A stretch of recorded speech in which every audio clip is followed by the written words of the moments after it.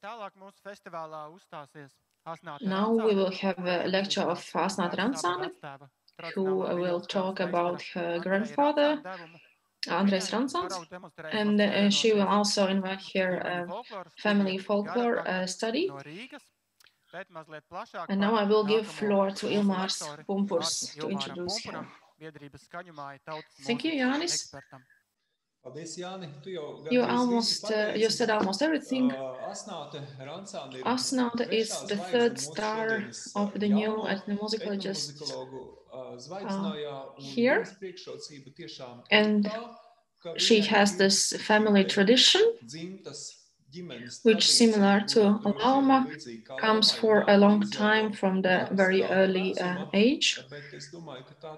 But it's a value that might motivate to study it deeper, to replicate it, and to bring further.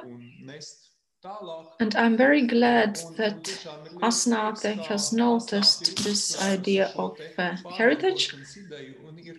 And she also shows with musicians that this process is actually happening. Please, Asnate. Hello, so today I will be talking about fiddler Andrejs Rancāns, who was my grandfather, the way he was as a person, and in a way will try to express my gratitude for his work, his lifetime work with the fiddle. The way that even after his passing, what's happening in Baltinava, in northern parts of Latgalia, that I'm really glad about it. So first, I will try to give the broader idea of who he was. So he was born in 1929, and as Liena said, although most of his work is linked to Baltinava, he was born in the Ludza region. So he worked as a teacher all of his life, and referring to teaching, he always said, well, that's nothing too hard. And he was the teacher of maths, physics, and technical drawing. But the correction of homework was something that he found slightly harder. So he was a person who never quit, who always wanted to learn something new, and he was always curious about everything happening in life. When me and my sister visited him in the countryside, he always asked, what did you girls learn in school? And he always taught us about new words he learned in English from TV, which he noted down, even when he was older. So, and I think this is what made him the great violinist that he was, that made him travel the world from Baltinava. For example, here we can see pictures from London and Portugal and Tokyo and different international folklore festivals, and of course in Latvia as well. So going back to Ludza, to the small village where he was born, he started working in school, teaching maths and physics. And the principal of the school knew that he was a good musician. He was seen in folk parties with zithers and balalaikas, which is actually his first instrument.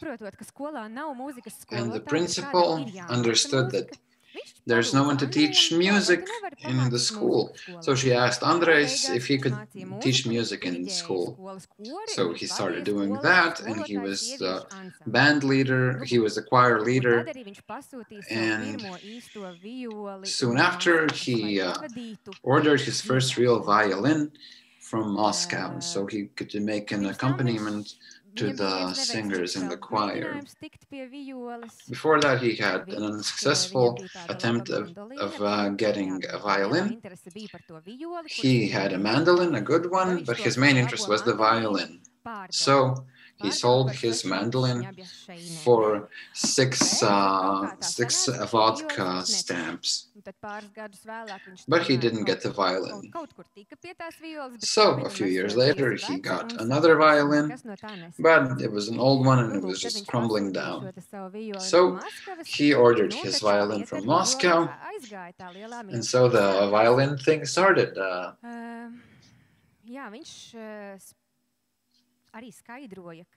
So he actually explained that he didn't really have enough time to practice violin at home.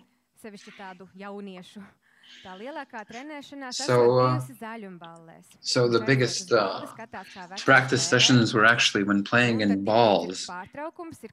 So as soon as there was a change of musicians, he took on the violin.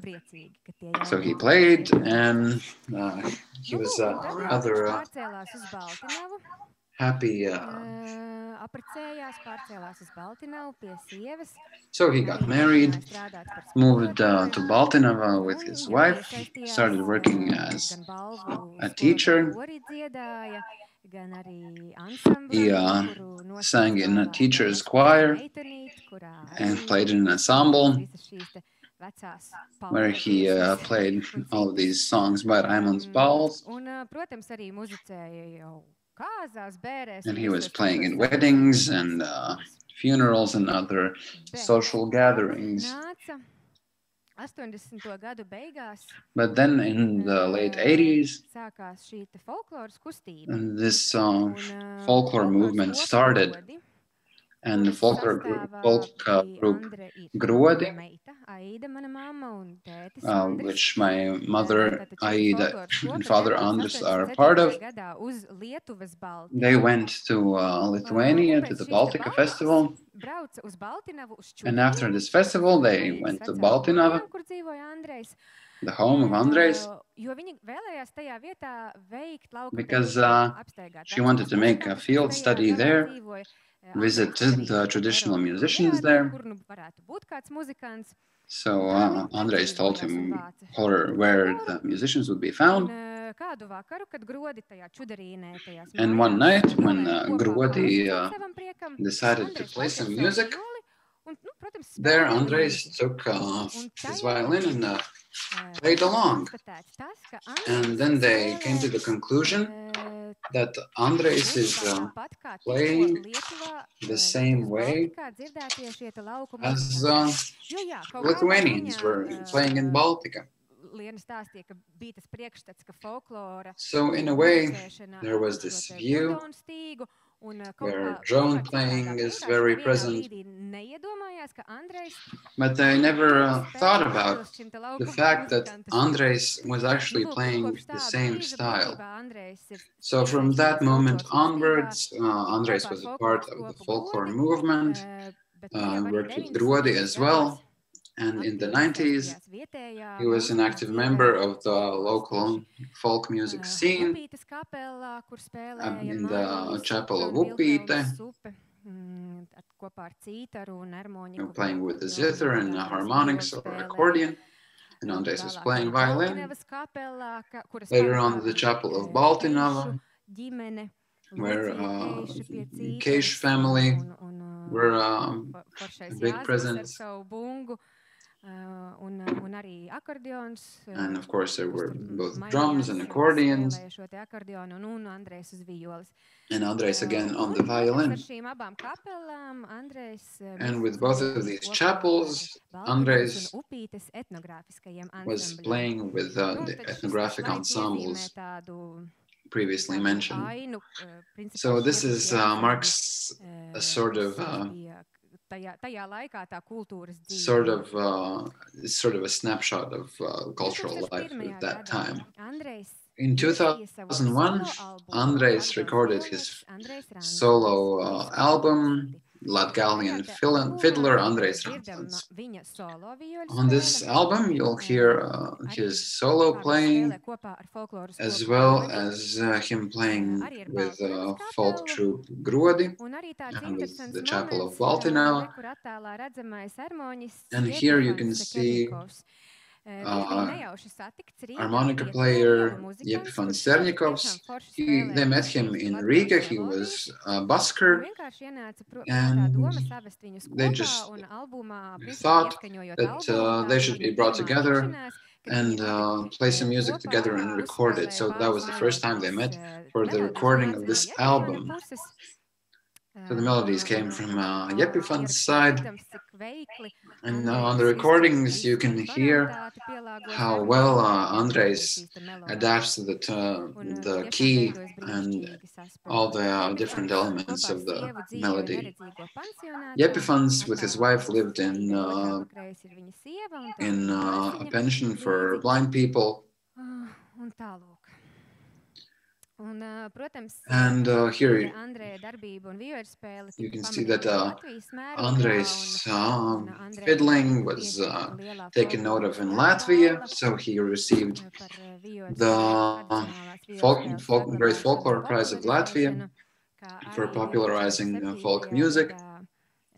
And in 2007, he was awarded a lifetime stipend from the State Cultural Capital Fund.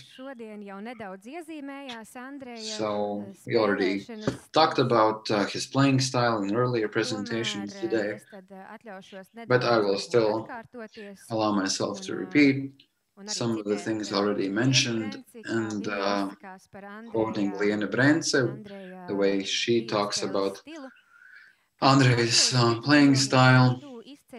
She says, Andrejs is characterized by rich ornamentation and a very wide vibrato. He usually plays on the high E string. And it's rather bright, but not unpleasant. It's rather silky. So these are the main things that characterize his playing. So for himself, he says that he likes to improvise, he likes to add some things to what he's heard before, play his own moves, play more aggressively, and then the melody has a different sharpness to it. And Andrejs is the one who said that the musician really wants to be heard, which is one of the common elements for a lot of people we've mentioned here in this conference today. So this wide vibrato really makes its presence felt in the chapel band. So the high E string and the wide vibrato is what makes his presence felt. So we'll have a listen. Brooklynize from his CD.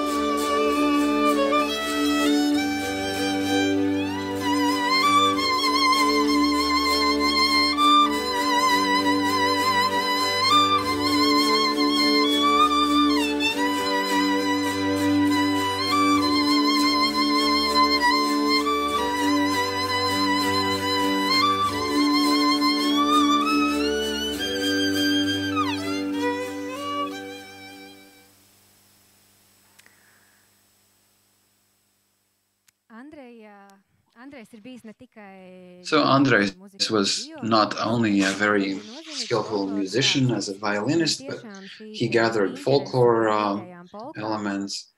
He took interest in local polkas, and both individually and with his daughter, and with Antons Slišāns, which was a poet of the region and gatherer of folk traditions. So they visited different villages in the region and recorded on tape recorders different melodies for polkas.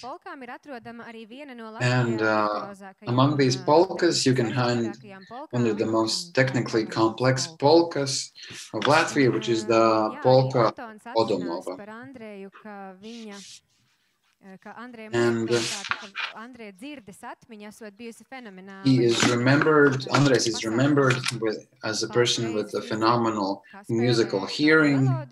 He can hear a melody once or twice, and afterwards he can find how to play it on the violin and play it so well that it might give the impression that he's played it his whole life.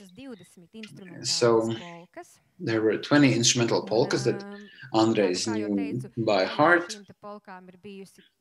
So a part of these polkas were gathered intentionally when visiting musicians and recorded on tapes. And some of them were heard in other ensembles or visiting different countries. When visiting Lithuania, where Algirdas Kova was listened to, and his tunes were noted down, and then Andrejs wrote it down and called it Klovas polka for this case, so after the last name of the author. And for other polkas, they were named after the villages where they originated. For example, polka Būzdas, which was a village, and so on. So here's a list of these polkas, which weren't really played by others. So we could maybe have a listen now. Let's do some of these. I'm not sure, but I think the first one will be the polka of Baltinava. And it's something the Baltinavians are really proud of.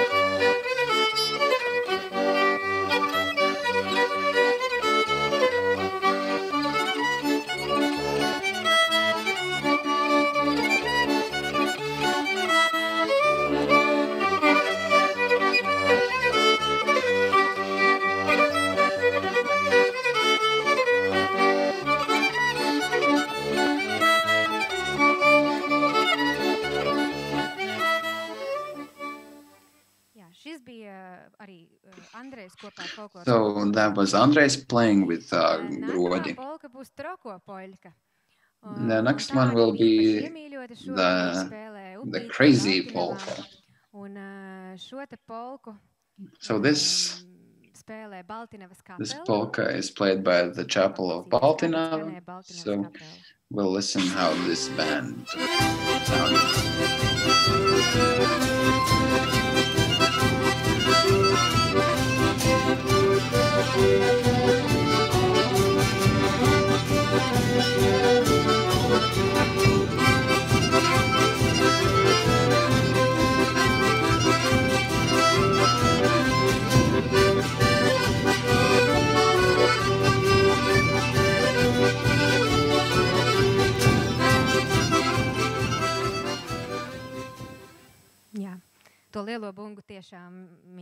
So the bass drum was beloved by everyone. So I'll show the polka of Odomova.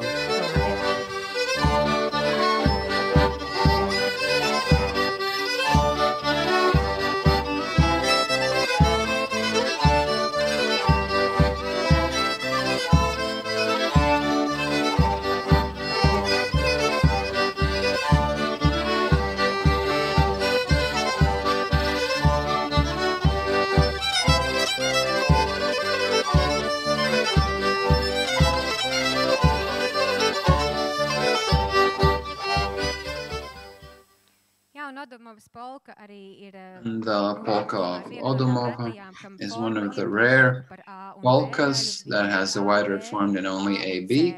The form here is ABAC. So that's why it's more virtual than other polkas of the region. A great help in gathering his repertoire was his notepads. So a pocket-sized notepad where he carefully registered every melody and enumerated it. He made his own classification of all the melodies he played. And all the instrumental polkas had another set of enumeration. In the notepad, there are notes, not only on music, but on everyday things like the most important phone numbers or chess moves, because he was a really passionate chess player as well. He played in tournaments and he was very fond of chess. In some pages, you can see that he has enumerated melodies for a specific concert, and he actually has his schemes for melodic lines. And actually, some actually have the lyrics of the songs. And we have a list of his personal violins on another page. So when making this register of his repertoire, you can see that the violinist has a repertoire of 138 songs. Polkas, waltzes, foxtrots, marches, tangos, vangerkas, and other types of dances, and some melodies that we don't really know the origins of, and the chapel members couldn't really tell us anything about. But a large part of the repertoire consisted of popular melodies that were played on the radio and TV, which Andrejs was fond of, so he recorded them on tapes, learned to play them on violin, and so he rushed to his members, friends of the Baltinova Chapel, and so they learned the key, learned to score with the accordion as well. One of his favorites was Rasa, performed by Anse Krause and composed by Raimonds Pauls. So, as a side note, I would like to show you a few videos that Liena chose as well beforehand. And even though there's a lot of materials, we both somehow chose this version of the Krakowiak. So I would just like to express my gratitude that I had the opportunity to be involved with family musicianship in Baltinova.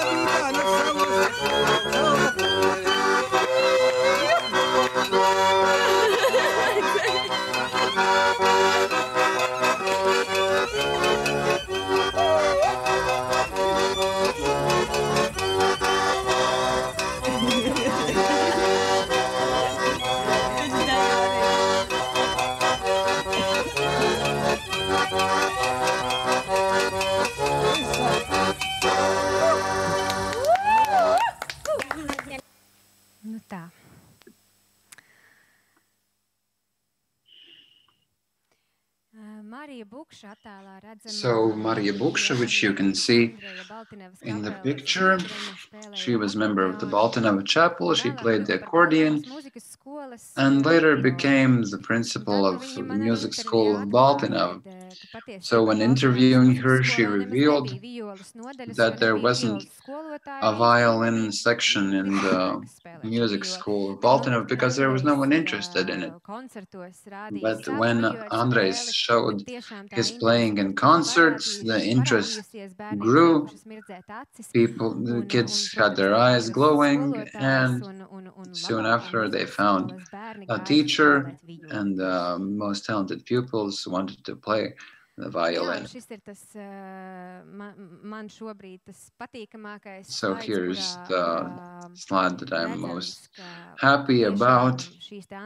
You can see that the polkas registered by Andrejs are being played, and people are proud of them by people both in Baltinava and the surroundings, and enthusiasts of folklore and school ensembles are playing these polkas, and a big thank you to them that they still keep at least one polka of Andrejs in their repertoire.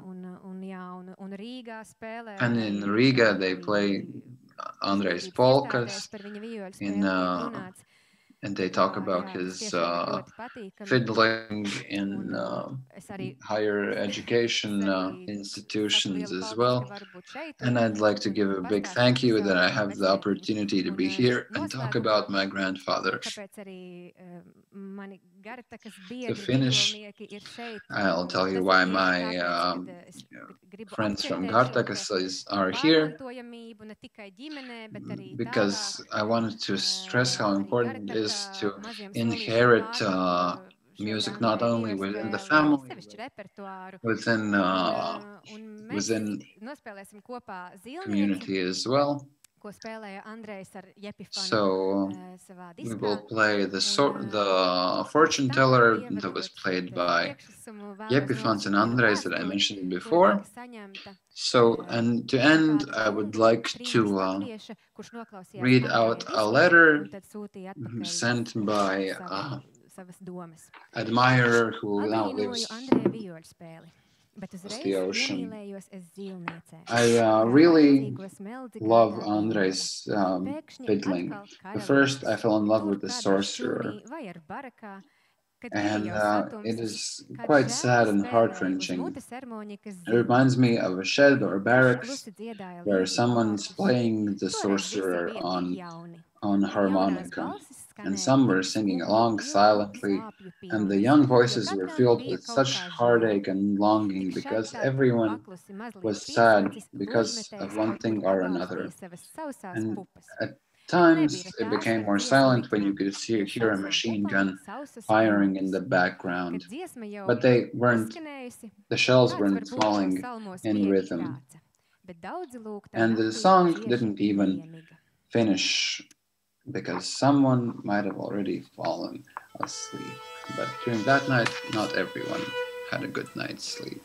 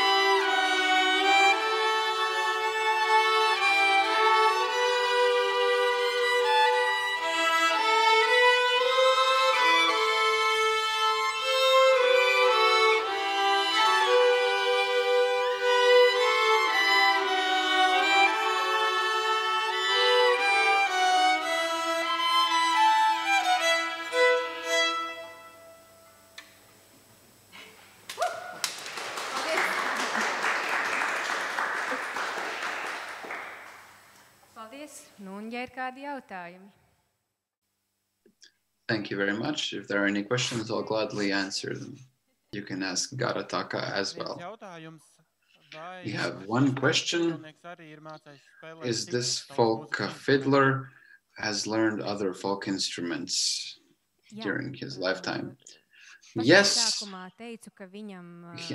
In the start, I said that during his school years, father bought him a balalaika. His second instrument was the zither that he played in folk balls, and the third one was a mandolin. He played these instruments, but he really wanted to get his hands on a violin. And I can't really tell. When I saw him playing, he was mostly playing violin, and he liked to play the harmonica as well. Thank you very much, Asnate Rancāne and Garataka.